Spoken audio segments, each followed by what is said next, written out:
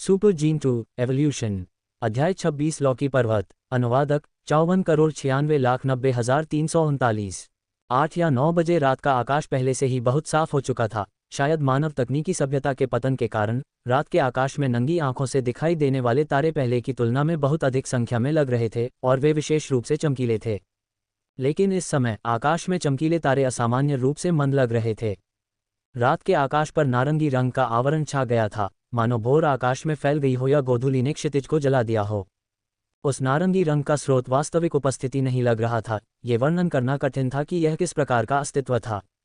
ऐसा लग रहा था मानो यह अस्तित्व में था और फिर भी अस्तित्व में नहीं था। ये देखा जा रहा था, फिर भी ऐसा लग रहा था कि इसे पूरी तरह से नहीं देखा गया है। नारंगी प्रकाश एक पेंटिंग में रूपरेखा की तरह था, जबकि मुख्य भाग खाली और विकृत था। ये कहना कि वहां कुछ भी नहीं था असत्य लगता था, क्योंकि शून्य के माध्यम से देखा जाने वाला तारों वाला आकाश विकृत था। कहने को तो कुछ था, फिर भी कुछ भी दिखाई नहीं दे रहा था। केवल नारंगी रंग की रूपरेखा की भयानक रोशनी ने तारों वाले आकाश को फिर से रंग दिया और बचा हुआ शून्य एक विकृत पक्षी जैसा दिख रहा था, जो आकाश को ढंक रहा था, जो उड़ान में अपने पंख फड़फड़ा रहा था। खोखला विरूपण धीरे धीरे लिनशेन और उसके साथियों के सिर के ऊपर से उड़ गया। चाहे जानबूझकर या अनजाने में, ये सीधे घाटी के दूसरे छोर पर चला गया। नारंगी रोशनी दूर तक फैली लंबी अंधेरी खाई को रोशन कर रही थी। चमकदार रोशनी का लाभ उठाते हुए समूह ने घाटी के दूर छोर पर बादलों के बीच एक अजीब पर्वत शिखर देखा, हालांकि उन्हें नहीं पता था कि यह कितनी दूर है। पर्वत शिखर पहाड़ियों के बीच गर्व से खड़ा था, जिससे आसपास की छोटी चोटियां महज टीले जैसी लग रही थीं, जिससे उनकी राजसी आभा कम हो रही थी। जो सबसे अजीब था वह था पहाड़ का आकार। ये काफी अजीब था। लिनशेन ने दुनिया को बहुत ज्यादा नहीं देखा था। आज उसने जो पहाड़ देखे थे वे पिछले 20 सालों में उसने जितने देखे थे उससे कहीं अधिक थे। लेकिन अन्य लोगों में वे लोग भी थे जिन्होंने व्यापक यात्राएं की थीं और जिनके पास व्यापक ज्ञान था। फिर भी उनमें से किसी ने भी ऐसा पहाड़ कभी नहीं देखा था। इसका आकार पहाड़ों के बीच तिरछा खड़ा एक विशालकाय लौकी जैसा था। लौकी के आकार का पहाड़, ऐसी चीज की कल्पना करना मुश्किल था। किस तरह के भूगर्भीय परिवर्तन और प्राकृतिक क्षरण ने इसे अपने वर्तमान स्वरूप में ढाला होगा। लौकी पर्वत, ये लौकी पर्वत ही होगा। एक कांपती हुई आवाज उठी, जो डर से नहीं बल्कि आश्चर्य और उत्साह से कांप रही थी। लिनशेन को भी लगा कि यह पहाड़ लौकी पर्वत ही होगा। ये बहुत ज्यादा जीवंत था। उसने सोचा कि शायद इसीलिए उसके दूसरे भाई ने उस समय इसका नाम लौकी पर्वत रखा होगा। लिनशेन को हैरानी इस बात की थी कि लौकी पर्वत के विशाल आकार और डार्क बर्ड बेस से इसकी निकटता को देखते हुए इसे ढूंढना आसान होना चाहिए था। फिर सिर्फ लिन भाइयों को ही इसके अस्तित्व के बारे में क्यों पता था। ऐसा राजसी और अजीबोगरीब पहाड़ निश्चित रूप से एक नज़र में ही अविस्मरणीय हो जाएगा। इसे देखने वाले बहुत से लोग होंगे और इसे लौकी पर्वत के नाम से जोड़ना आसान होता। क्या पहले किसी ने इस बारे में नहीं सोचा था? ये सही नहीं है। लिनशेन को अचानक कुछ एहसास हुआ। जब वे घाटी में पहुंचे तब भी दिन का उजाला था और दृश्यता अच्छी थी। अगर दूरी में ऐसा अजीबोगरीब आकार का बड़ा पहाड़ होता तो वे उसे देख नहीं पाते। दिन के दौरान किसी ने इसे क्यों नहीं देखा था? फिर भी अब अचानक एक पहाड़ दिखाई दिया। क्या ये वास्तव में उन पौराणिक पहाड़ों में से एक हो सकता है जो दुनिया से छिप सकते हैं? लिनशेन ने अपने दिल में सोचा। नारंगी रोशनी धीरे धीरे पीछे हटती गई, धीरे धीरे विशाल लौकी पर्वत के पीछे गायब हो गई, जब तक कि प्रकाश की आखिरी झलक गायब नहीं हो गई और राजसी और रहस्यमय लौकी पर्वत अब दिखाई नहीं दे रहा था। विशाल रात में यह अज्ञात था कि यह अभी भी वहां खड़ा है या नहीं। माहौल अचानक कुछ नाजुक हो गया, क्योंकि क्यूई और वांग दोनों परिवार बाई शेनफेई की ओर देख रहे थे।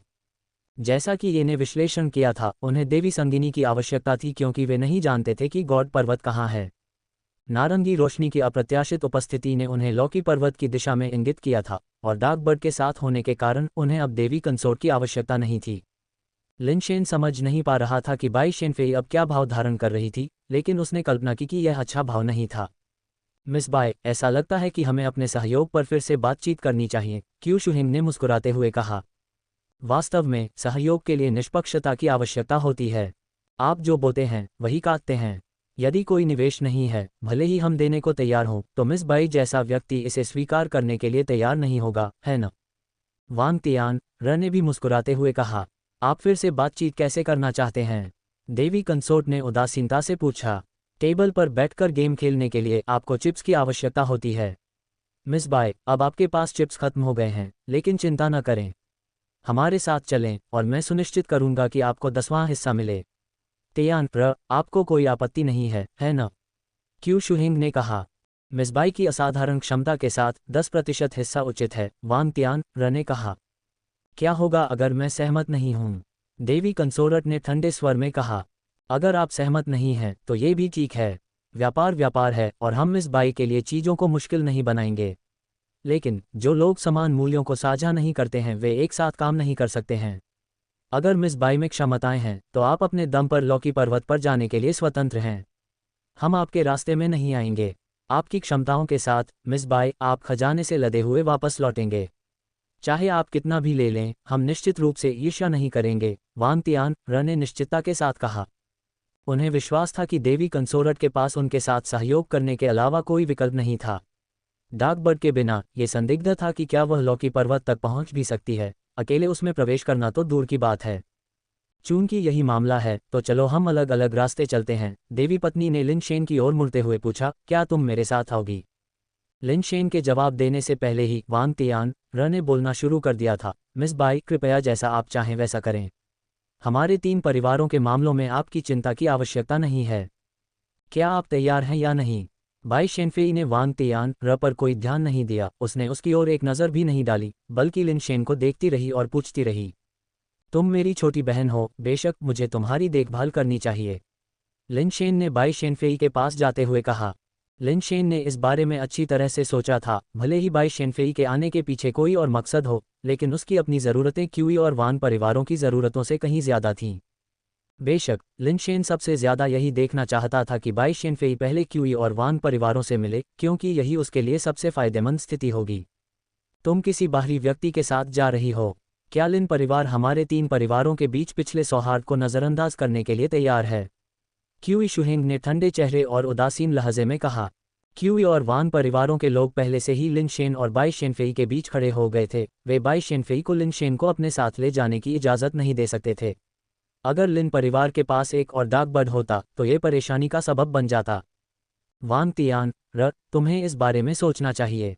अगर मेरी छोटी बहन और मैं मिलकर काम करें तो क्या तुम्हें सच में लगता है कि तुम्हारे पास कोई मौका है? लिन शेन ने बिना किसी परेशानी के कहा। वांग तियान र ने तिरस्कार के साथ कहा, अगर तुम सच में वह कमीना लिन जियांगडोंग होता तो मैं तुम्हें रोकने की हिम्मत नहीं करता। दुर्भाग्य से तुम लिन परिवार से सिर्फ लिन शेन हो, जो सिर्फ खाना पीना और मौज मस्ती करना जानता है। उसे नीचे गिराने में संकोच मत करो। लिन शेन को यह सुनकर पता चल गया कि कुछ गड़बड़ है और वह जल्दी से ये की तरफ देखने लगा। सिर्फ यही 100% निश्चित हो सकता था कि यहाँ मौजूद व्यक्ति लिन शेन था, न कि लिन जियांगडोंग। अगर वांग तियान र को इतना यकीन हो सकता था कि वह लिन शेन था, तो 10 में से 9 संभावना थी कि समस्या ये में थी। बेशक ये वेई वुफू भी हो सकता है, उसने अनुमान लगाया होगा कि लिन जियांगडोंग वास्तव में लिन शेन का भेष था, लेकिन लिन शेन को अभी भी लगा कि यह होने की अधिक संभावना थी। जिस क्षण लिन शेन ने ये को देखने के लिए मुड़कर देखा, ये ने अचानक एक चाकू निकाला और उसे लिन शेन की गर्दन पर रख दिया और आहें भरते हुए बोला, लिन शेन, मुझे माफ़ कर दो, मेरे पास कोई विकल्प नहीं था। उसने बोलना समाप्त भी नहीं किया था कि अचानक उसकी आंखों के सामने ठंडी रोशनी की चमक दिखाई दी, जिससे वह सदमे में पीछे हट गया। ये कि पीछे हटने की गति अविश्वसनीय रूप से तेज थी, यहाँ तक कि लिन शेन भी थोड़ा हैरान था, क्योंकि ये का वृद्ध शरीर इतनी तेजी से चलने में सक्षम था, जो शीर्ष मिश्र धातु प्राणियों से कम नहीं था। लेकिन भले ही वह इतनी तेजी से पीछे हटा, फिर भी उसके गाल पर तिरछे एक कट का निशान था, जो गहरा नहीं था लेकिन बेहद भयंकर और भयानक लग रहा था। वेई वुफू अपने हाथ में एक Z10 तलवार पकड़े हुए लिन शेन के सामने खड़ा था। तलवार के ठंडे ब्लेड से अभी भी खून टपक रहा था। तुम पहले जाओ, मैं उन्हें यहाँ रोक लूंगा। जैसे ही वेई वुफू ने कहा, उसके शरीर के भीतर एक रहस्यमय पदार्थ उमड़ पड़ा और पलक झपकते ही वह बैंगनी कवच में लिपटा हुआ था, जिसने उसके मजबूत और लंबे शरीर को इस तरह ढांक दिया मानो वह बैंगनी कवच युद्ध देवता हो। लिन शेन को उम्मीद नहीं थी कि वेई वुफू वास्तव में उसकी मदद करने के लिए आगे आएगा। बिना कुछ सोचे समझे वह व्हाइट गोल्ड बीस्ट पर पलट गया और घाटी के बाहर की ओर बेतहाशा भाग गया। क्यूई परिवार का एक म्यूटेटर, जो लिन शेन के सबसे करीब था, ने उसे रोकने की कोशिश की, लेकिन अचानक उसे ठंडी रोशनी की एक चमक दिखाई दी। म्यूटेटर का सिर हवा में उछल गया जबकि उसका शरीर जमीन पर गिर गया, खून की धार बह रही थी। वेई वुफू के हाथ में जेड जैसी तांग तलवार जमीन की ओर तिरछी थी, जिसके ब्लेड से खून बह रहा था। वेई वुफू कम बोलने वाला लेकिन निर्दयी काम करने वाला आदमी था, ऐसा आदमी जो बिना किसी हिचकिचाहट के किसी पर वार कर सकता था। उसे देखकर लिन शेन को भी ठंड लग रही थी। भाई तियान र, ऐसा लगता है कि हमारे डाकबर्ड बेस को दूसरों ने हल्के में लिया है, जैसे कि कोई हमारे सिर पर शौच और पेशाब करने की हिम्मत करता है। मैं इसे बर्दाश्त नहीं कर सकता, क्या आप कर सकते हैं? क्यूई शुहेंग की आंखें ठंडी चमक उठीं। मैं भी इसे बर्दाश्त नहीं कर सकता, वांग तियान र ने ठंडी आवाज में कहा। तो चलो उसे मार देते हैं, क्यू शुहेंग ने उदास होकर कहा और एक पेट कैप्सूल बाहर फेंका।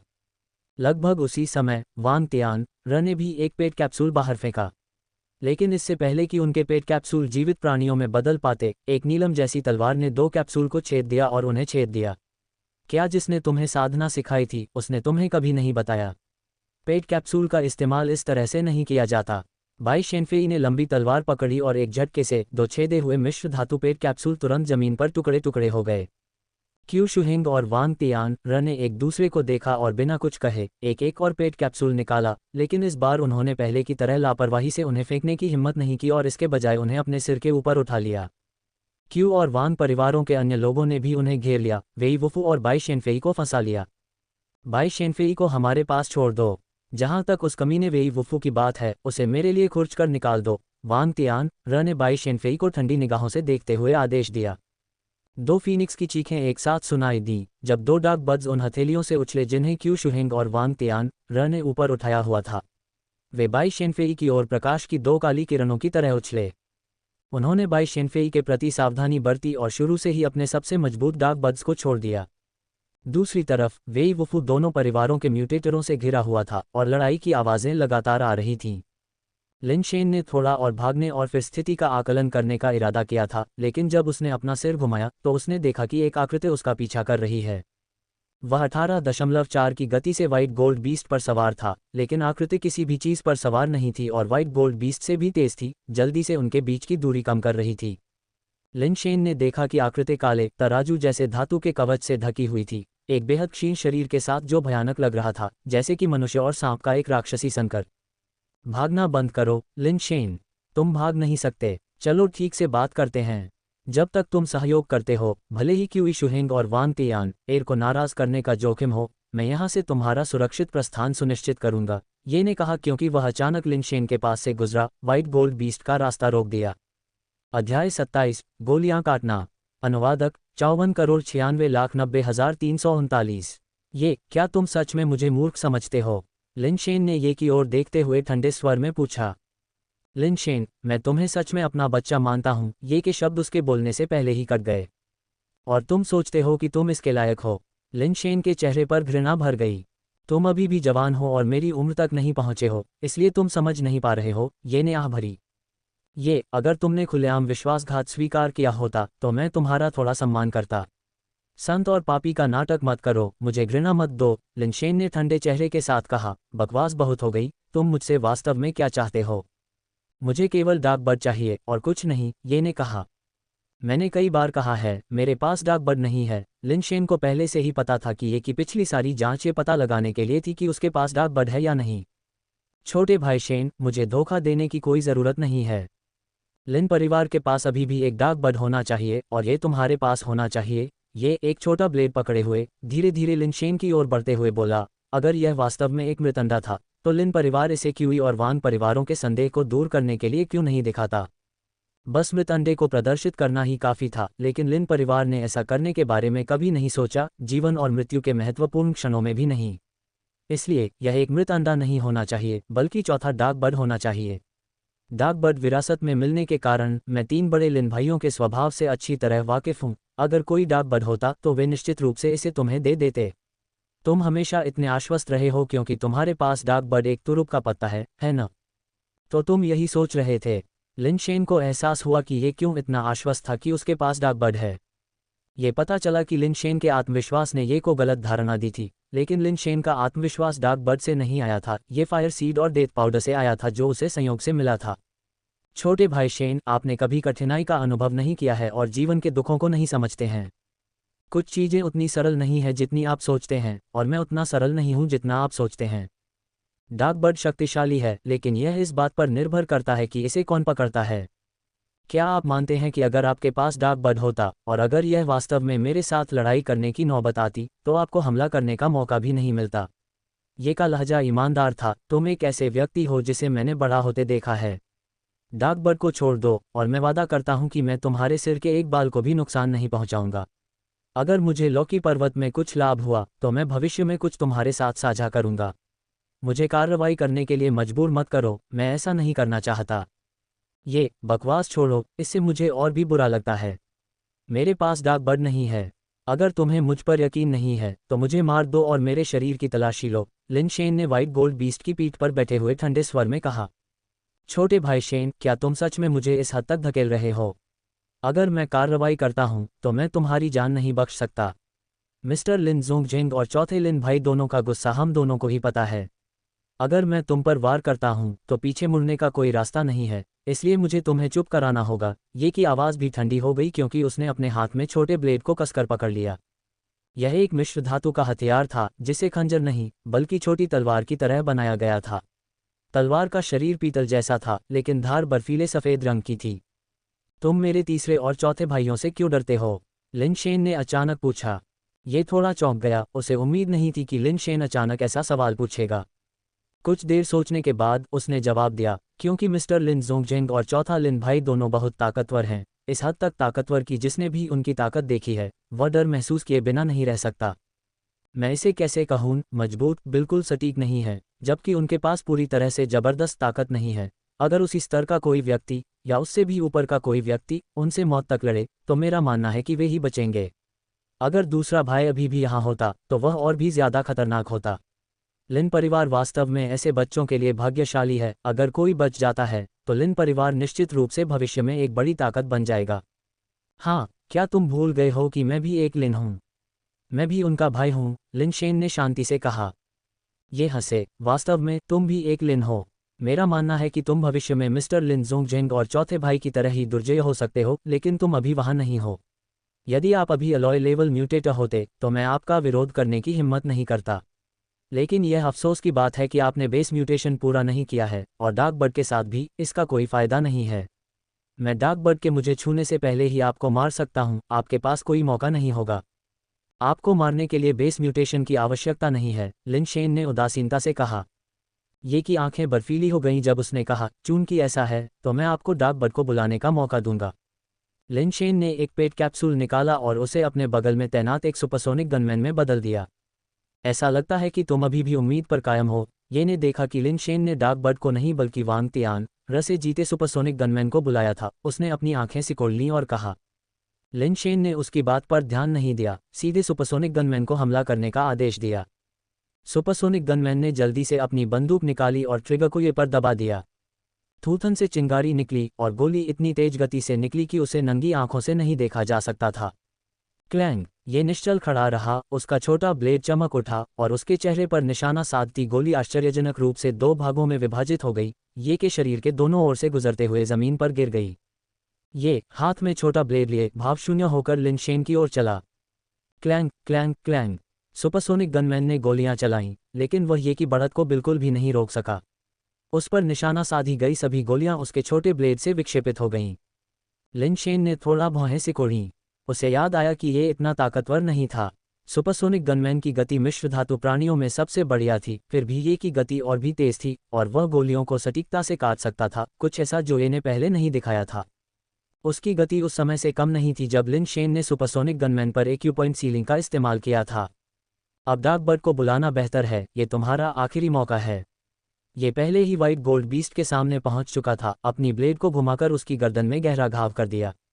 व्हाइट गोल्ड बीस्ट की गति के बावजूद उसके पास बचने का कोई मौका नहीं था और वह तुरंत एक तरफ गिर गया। लिन शेन के पास व्हाइट गोल्ड बीस्ट की पीठ से नीचे कूदने के अलावा कोई विकल्प नहीं था और वह ये के सामने खड़ा हो गया। ये लिन शेन की ओर चलता रहा, उसके हाथ में छोटा ब्लेड एक विषैले सांप की जीभ की तरह था जो किसी भी क्षण लिन शेन को मौत के चुंबन के साथ मारने के लिए तैयार लग रहा था। धमाका। लिन शेन ने ये के आगे बढ़ने का इंतजार नहीं किया बल्कि सुपरसोनिक गनमैन को फिर से गोली चलाने को कहा। हालांकि जैसे ही सुपरसोनिक गनमैन ने गोली चलाई, लिन शेन ने भी अपनी चाल चली। संघर्ष के 7 कदम लिन शेन को गोली से भी तेज गति दे सकते थे, लेकिन ऐसा कोई नियम नहीं था कि उसे शूटर पर हमला करने के लिए उस गति का उपयोग करना था। लिन शेन बिजली की तरह आगे बढ़ा, उसकी उंगली ये के गले के नीचे एक्यूपॉइंट पर निशाना साध रही थी, एक ऐसा स्थान जिसे वह देख सकता था। जैसा कि अपेक्षित था, ऐसा लग रहा था कि ये ने लिन शेन की चाल का पहले से ही अनुमान लगा लिया था। जैसे ही लिन शेन ने अपनी चाल चली, ये की छोटी ब्लेड ने भी वार किया, लिन शेन की बांह की ओर बढ़ते हुए। ये की गति वास्तव में लिन शेन के वार से तेज थी। कोई आश्चर्य नहीं कि वह इतना आश्वस्त था। ऐसी गति अब मिश्र धातु स्तर के भीतर नहीं थी। खटखट, ये की छोटी ब्लेड पहले ही लिन शेन की बांह पर लग चुकी थी और लिन शेन की उंगली अभी भी ये से कुछ दूरी पर थी। अध्याय 28 लॉकी पर्वत का रहस्य। अनुवादक 54,96,90,339। ये ने सोचा था कि उसका ब्लेड लिन शेन की बांह को काट देगा, लेकिन जब उसने वार किया तो ऐसा लगा जैसे वह बेजोड़ कठोरता वाली स्टील की तार की रस्सी पर गिरा हो। न केवल ये काटने में विफल रहा, बल्कि प्रभाव ने उसकी कलाई में चुभने वाला दर्द भी पहुंचाया। जैसे ही ये को एहसास हुआ कि कुछ गड़बड़ है और उसने अपना हाथ वापस खींचने का इरादा किया, एक गहरे लाल रंग की छाया लिन शेन की बांह की आस्तीन को चीरती हुई निकली। सांप की तरह ये की बांह के चारों ओर लिपट गई। ये ने जो ब्लेड नीचे गिराया था उसने लिन शेन की बांह के चारों ओर लिपटे डेथ पाउडर को चीर दिया था। लिन शेन को हमेशा से पता था कि उसका अपना हमला ये से ज्यादा तेज नहीं हो सकता। ये की प्रतिक्रिया बिजली की तरह तेज थी। जिस क्षण डेथ पाउडर उसके हाथ के चारों ओर लिपटा, उसका दूसरा हाथ बिजली की तरह बाहर निकला और डेथ पाउडर के सिर को पकड़कर उसे खींच लिया। दुर्भाग्य से उसने डेथ पाउडर को कम करके आंका। जिस क्षण उसने उसके सिर को पकड़ा, डेथ पाउडर की पूंछ बिच्छू के वार की तरह उसकी हथेली में घुस गई और उसके चारों ओर लिपट गई, जिससे उसके दोनों हाथ एक पल में ही बंध गए। यह क्या चीज़ है? ये के हाव भाव थोड़े बदल गए। इसके साथ ही उसने अचानक लिन शेन पर हमला कर दिया, अपने हाथों में लिपटे डेथ पाउडर को अनदेखा कर दिया। एक पैर पर संतुलन बनाते हुए उसने भ्रम की तरह दूसरे पैर से हमला किया, लिन शेन के सिर पर एक लात मारी। अगर वह लिन शेन को मार सकता था और इस विचित्र पालतू जानवर की चाबी प्राप्त कर सकता था, तो वह तुरंत स्थिति को बदल सकता था। लिन शेन ने इस कदम का पहले से ही अनुमान लगा लिया था। ये के लात मारने से पहले ही लिन शेन ने पीछे हटना शुरू कर दिया था और लगभग उसी क्षण सुपरसोनिक गनमैन को गोली चलाने का आदेश दिया। जैसे ही ये ने लात मारी, लिन शेन की गति गोली से भी अधिक हो गई। वह बाल बाल पीछे हट गया, लात से बचता हुआ, जबकि हवा से उसके बाल सभी दिशाओं में उड़ रहे थे। सुपरसोनिक गनमैन की गोली ने ये को मारा और यद्यपि गनमैन की कठोरता थोड़ी कम थी, क्योंकि यह मिश्र धातु स्तर का था, जब गोली ये के अजीबोगरीब स्केल जैसे कवच से टकराई तो यह विक्षेपित होने से पहले केवल कुछ बार चिंगारी निकली। ये और लिन शेन दोनों चौंक गए। लिन शेन की इतनी तेजी से बार बार निष्पादित करने की क्षमता पर ये सोचकर कि इस तरह के जीवन रक्षक पैंतरेबाजी को 2 बार से अधिक इस्तेमाल नहीं किया जा सकता है, असाधारण होगा। दूसरी ओर लिन शेन हैरान था कि न केवल ये की गति प्रभावशाली थी, बल्कि उसके मिश्र धातु कवच की कठोरता इतनी अधिक थी कि सुपरसोनिक गनमैन की गोलियों का उस पर लगभग कोई प्रभाव नहीं पड़ा। ये ने लिन शेन का पीछा करते हुए फिर से लात मारने का इरादा किया, लेकिन इससे पहले कि उसका पैर उठ पाता, डेथ पाउडर ने उसे लपेट लिया था। ये ने अपना दूसरा पैर उठाने की कोशिश की, लेकिन वह डेथ पाउडर के बीच में ही बंध गया, जिससे वह मम्मी की तरह सीधा पीछे गिर गया। जैसे ही ये गिरा, एक और गोली की आवाज़ आई। जमीन पर लेटे हुए ये ने लिन शेन की उंगलियों को उसके गले के ठीक नीचे एक जगह की ओर इशारा करते हुए देखा। ये की आंखों में खुशी की एक चमक थी। चाहे लिन शेन के पास जीवन रक्षक तरीके ही क्यों न हो, इतनी कम ताकत से उसके मिश्र धातु के कवच को तोड़ना असंभव होगा। लेकिन लिन शेन के दृष्टिकोण ने ये को उसे सीधे मारने का मौका दिया। जैसा कि अपेक्षित था, जब लिन शेन की उंगली ने संपर्क किया तो ये के धातु के कवच को नुकसान नहीं पहुंचा सका और ऐसा लगा जैसे किसी छड़ी से धक्का दिया गया हो। ये अपना तुरुप का पत्ता इस्तेमाल करना चाहता था, लेकिन अचानक उसने पाया कि उसका मुंह स्थिर हो गया है। वास्तव में उसका पूरा शरीर लकवाग्रस्त हो गया था। भय से आंखें चौड़ी हो गईं। अब ये को असली कारण समझ में आ गया कि लिन शेन के एक ही प्रहार से सुपरसोनिक गनमैन को क्यों वश में कर लिया गया था। शुरू में उसने सोचा था कि गनमैन हिल नहीं सकता क्योंकि उसे एक महत्वपूर्ण बिंदु पर चोट लगी थी, लेकिन अब ऐसा लग रहा था कि ऐसा नहीं था। अपना मुंह खोलो, लिन शेन ने डेथ पाउडर को आदेश दिया। डेथ पाउडर की पूंछ हिंसक रूप से ये के मुंह में घुस गई, उसके दांतों को चकनाचूर कर दिया और फिर मुंह को खोला और अंदर से एक पतली विलोपत्ती जैसी पतली पतली चीज निकाली। ये पतली चीज एक प्रेत हरे रंग की तरह पारदर्शी थी और स्पष्ट रूप से क्रिस्टल बेस सामग्री से बनी थी, जो रेजर की ब्लेड से भी पतली थी। लिन शेन ने ग्रीन लीफ ब्लेड लिया और फिर से ये के शरीर पर अपनी उंगली दबाई। कई दांत टूट जाने और मुंह में खून भर जाने के बाद ये ने तुरंत बोलने की क्षमता वापस पा ली। लिन शेन, नहीं मिस्टर लिन शेन, मुझे आपको कम नहीं आंकना चाहिए था। मुझे लिन परिवार के किसी सदस्य को कम नहीं आंकना चाहिए था। क्या मेरे लिन परिवार ने आपके साथ किसी तरह का अन्याय किया है? लिन शेन ने ठंडे स्वर में पूछा।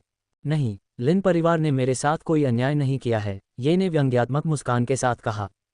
अगर लिन परिवार ने आपके साथ कुछ गलत नहीं किया है और आप पहले से ही इतने बूढ़े हो चुके हैं, तो लॉकी पर्वत के अंदर का खजाना पाने का आपको क्या फ़ायदा? आप और कितने साल जी सकते हैं? लिन शेन ने ये से लॉकी पर्वत के बारे में जानकारी निकालने की कोशिश की, जो शायद इतना हताश था। ये ठीक इसलिए है क्योंकि मेरे पास ज़्यादा साल नहीं बचे हैं, इसलिए मैं लॉकी पर्वत में प्रवेश करना चाहता हूँ। केवल अंदर जाकर ही मैं जीवित रह सकता हूँ। मैंने जीवन का भरपूर आनंद नहीं लिया है, मैं अभी मरना नहीं चाहता, ये ने समझाया।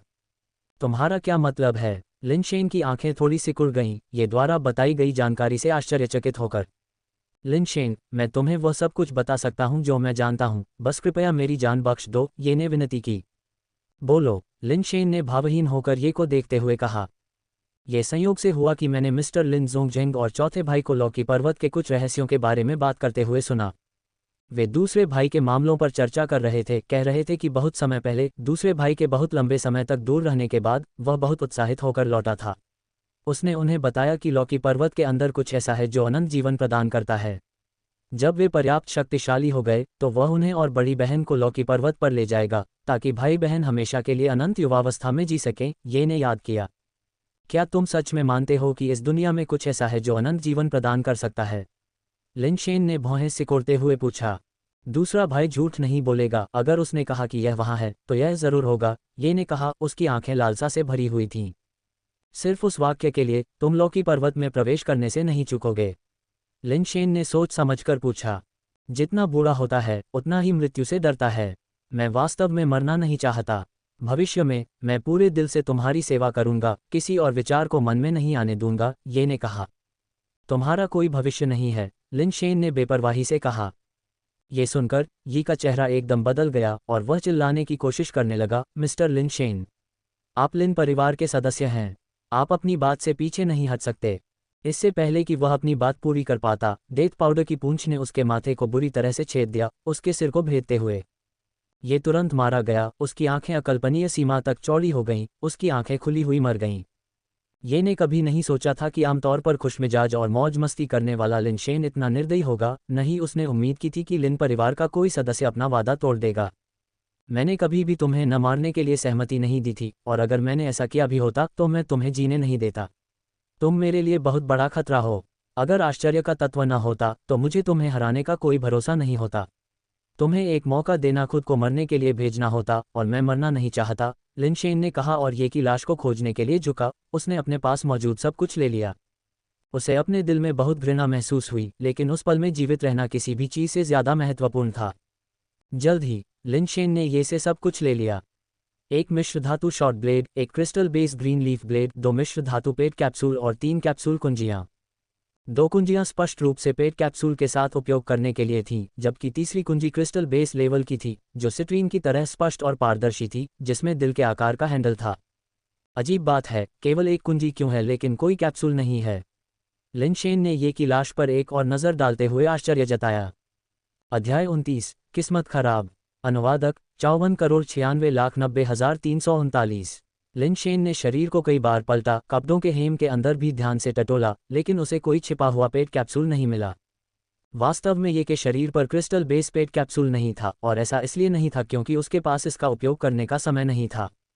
आमतौर पर लोग चाबी छिपा देते थे और अपने पालतू जानवरों को ही बाहर निकालते थे, ताकि उनके पालतू जानवरों के छीने जाने का जोखिम न रहे।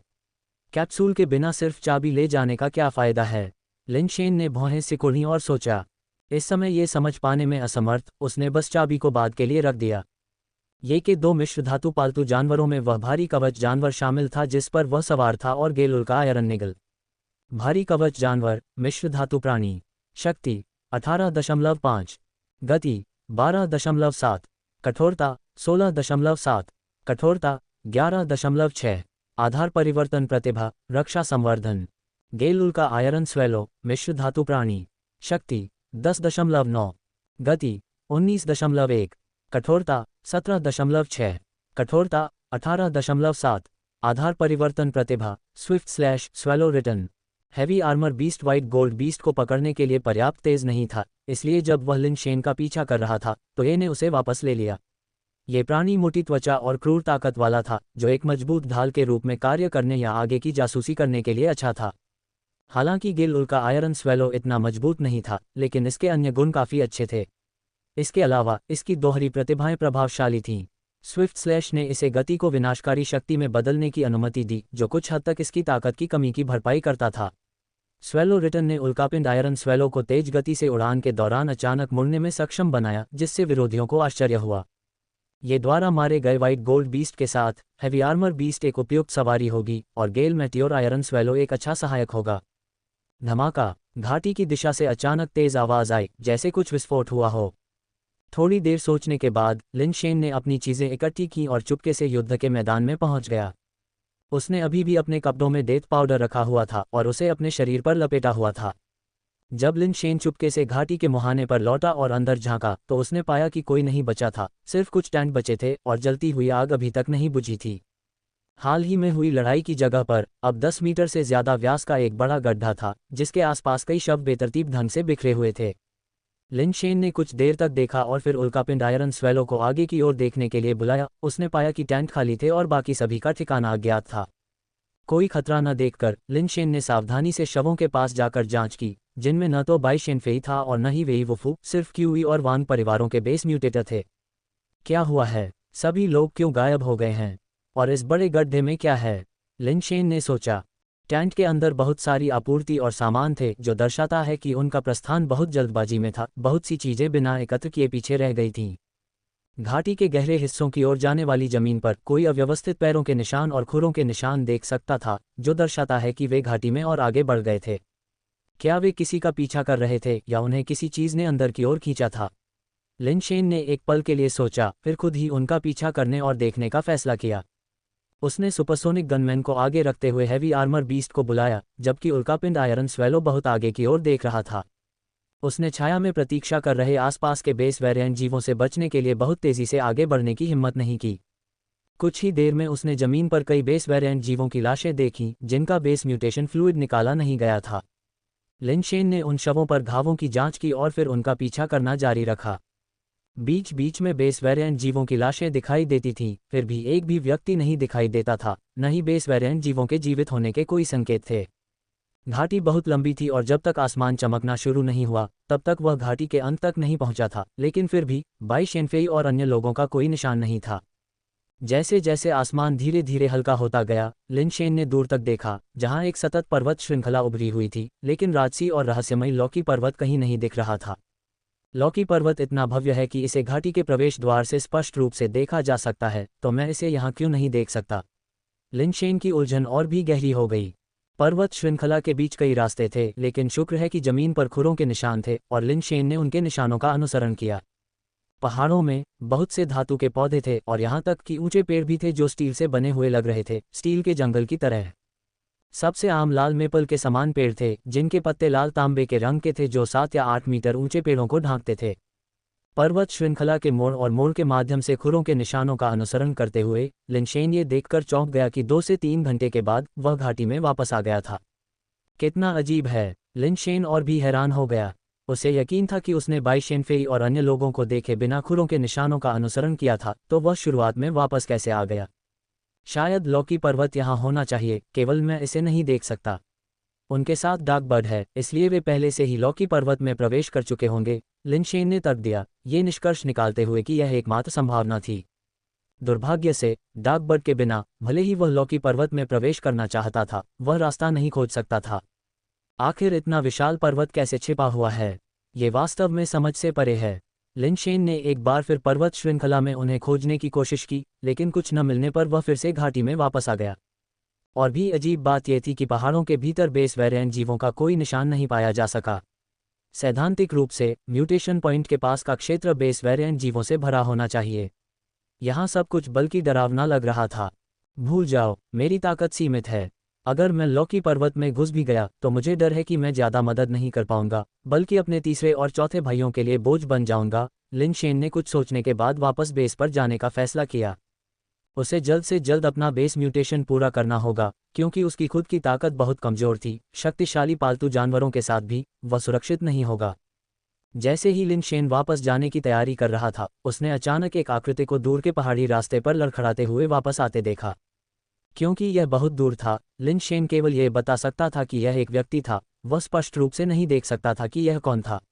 एक विचार के साथ उसने अपना पालतू कैप्सूल लिया और जंगल में छिप गया, चुपचाप दूर से आकृति को देखता रहा। आकृति नशे में लग रही थी, एक तरफ से दूसरी तरफ लड़खड़ा रही थी और पहाड़ी रास्ते से नीचे उतरने में उसे काफ़ी समय लग रहा था।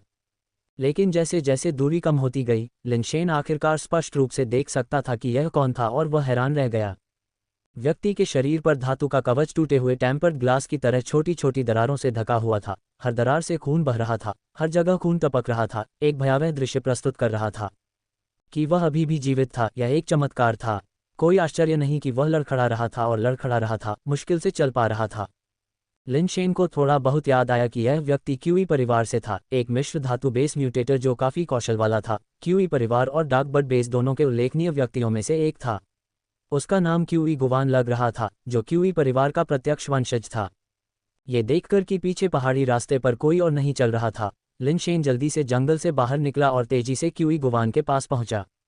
क्यूई गुवान, तुम्हें क्या हुआ? ये तुम्हारे साथ किसने किया और बाकी लोग कहाँ हैं? लिनशेन ने दूर से चिल्लाया। जब क्यूई गुवान ने लिनशेन को देखा तो उसने भागने की कोशिश की, लेकिन लड़खड़ाकर जमीन पर गिर गया। उसने कई बार उठने की कोशिश की लेकिन उठ नहीं पाया। बचाओ, मुझे बचाओ, मैं मरने वाला हूँ, मरने वाला हूँ। क्यू गुवान जमीन पर लेटा हुआ था। उसने अपना हाथ लिनशेन की ओर पूरी ताकत से बढ़ाया। उसकी आंखें जीवन की बेताब लालसा से भरी हुई थीं। दुर्भाग्य से वह अपनी बात पूरी भी नहीं कर पाया और चला गया। उसका चेहरा जमीन पर टिका हुआ था और उसका हाथ ढीला होकर गिर रहा था। वह हिल नहीं रहा था और चुप था। तुम्हारा क्या मतलब है, मरने वाला? क्यू गुवान, क्यू गुवान, लिनशेन ने कुछ बार पुकारा, लेकिन उसकी तरफ से कोई प्रतिक्रिया नहीं आई। उसने सुपरसोनिक गनमैन को शव को पलटने दिया। खून ने जमीन पर खून के रंग का मानव जैसा निशान बना दिया था। ऐसा लग रहा था कि वह वास्तव में बच नहीं पाएगा। लिनशेन उसके पास गया और उसकी नाड़ी और सांस की जांच की, लेकिन वह पहले ही मर चुका था। लिनशेन ने उसके शरीर को ढकने वाले धातु के कवच की बारीकी से जांच की। अनगिनत दरारें कांच की तरह थीं जो अभी भी जीवित रहते हुए कुचल दी गई थीं। उसने सोचा कि किस तरह की ताकत ने उसे इतना नुकसान पहुंचाया होगा। अचानक लिनशेन ने देखा कि उसके दूसरे हाथ में कुछ ऐसा लग रहा था जैसे उसने कुछ पकड़ रखा हो। मृत्यु में भी उसकी उंगलियां अभी भी उसके चारों ओर कसकर जकड़ी हुई थीं। लिनशेन नीचे बैठ गया और हाथ को खोलने की कोशिश की, लेकिन वह उसे हिला नहीं सका। उसने यी का छोटा ब्लेड निकाला और उंगलियों को खोलने और तोड़ने के बाद उसने आखिरकार देखा कि हाथ में क्या था। अध्याय 35 स्क्रब की लड़ाई। अनुवादक 54,96,90,339। एक घड़ी। लिनशेन कुछ हैरान था। उसने सोचा था कि क्यू गुवान ने मौत में जो कुछ भी पकड़ा होगा वह कुछ कीमती होगा। उसने उम्मीद नहीं की थी कि यह एक घड़ी होगी, और यह उस समय एक सस्ती डिजिटल घड़ी जैसी दिख रही थी। पट्टा, केस और डायल सभी काले थे। डायल पर केवल सफ़ेद नंबर प्रदर्शित थे। क्या ये हो सकता है कि यह घड़ी क्यू गुवान के लिए विशेष भावनात्मक मूल्य रखती है? अगर मुझे मौका मिले तो मैं इसे उसके परिवार को वापस कर सकता हूँ। लिनशेन ने घड़ी उठाई और देखा कि प्रदर्शित समय बंद था। 7 सेकंड। क्या ये घड़ी टूटी हुई है? लिनशेन ने आसमान की ओर देखा। अभी अंधेरा नहीं हुआ था, तो आधी रात कैसे हो सकती है? जैसा कि लिनशेन ने देखा, घड़ी पर समय लगातार चल रहा था। 6, 5, 4, 3, 2, 1, 0।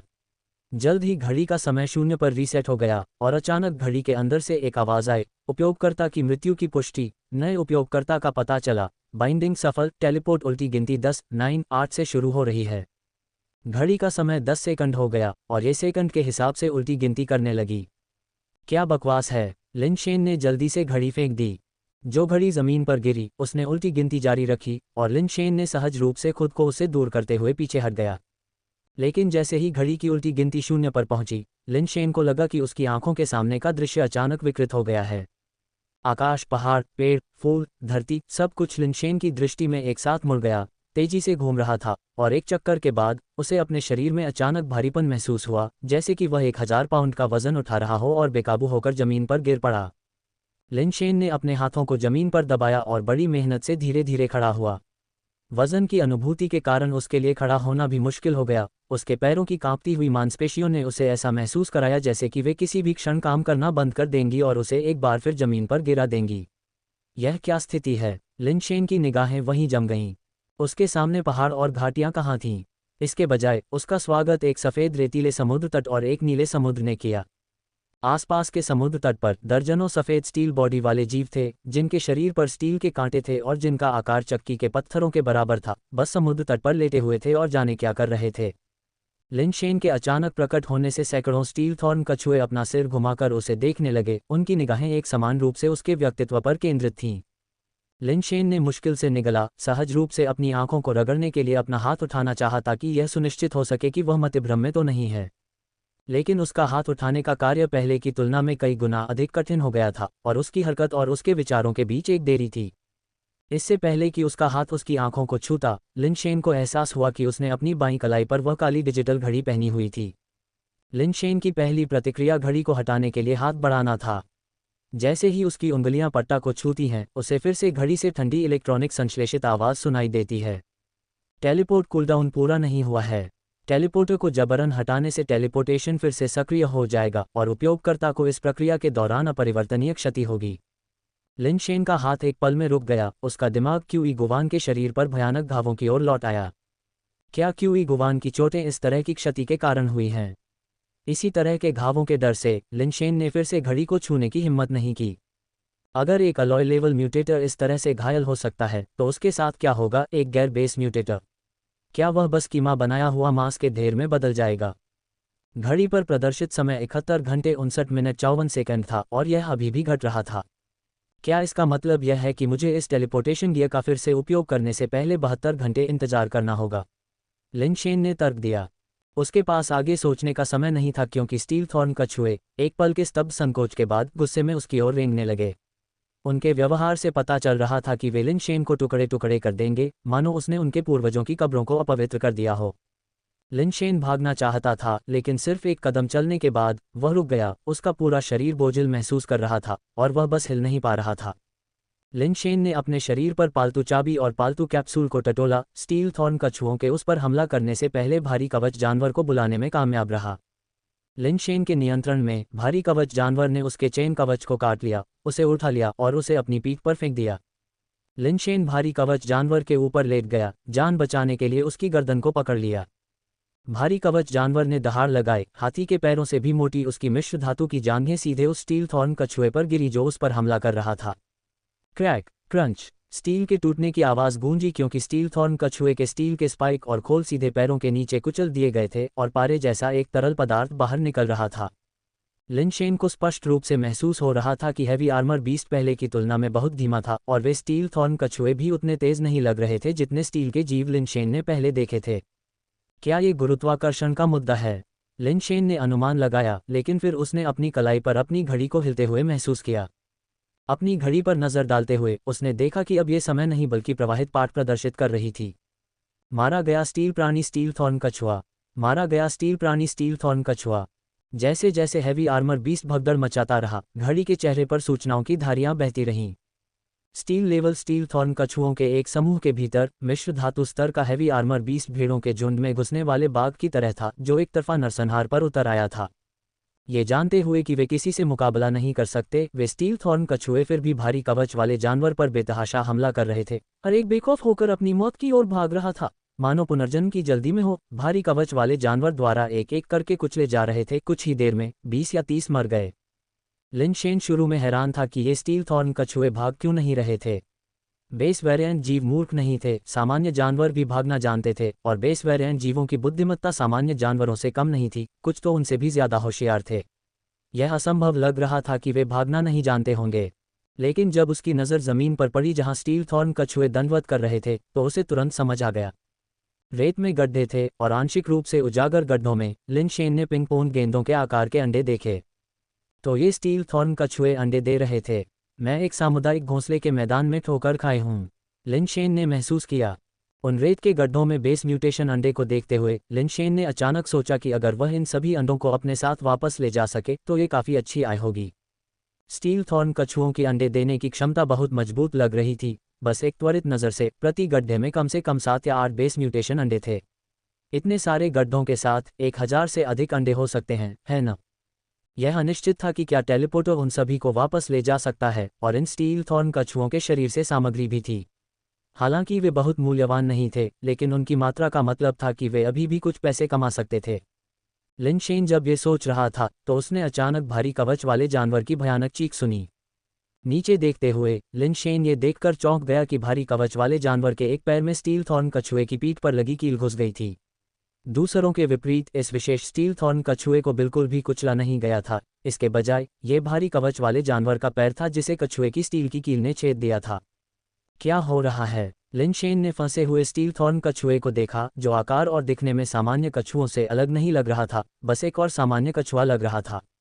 लेकिन एक स्टील प्राणी की कील एक मिश्र धातु वाले प्राणी को कैसे छेद सकती है?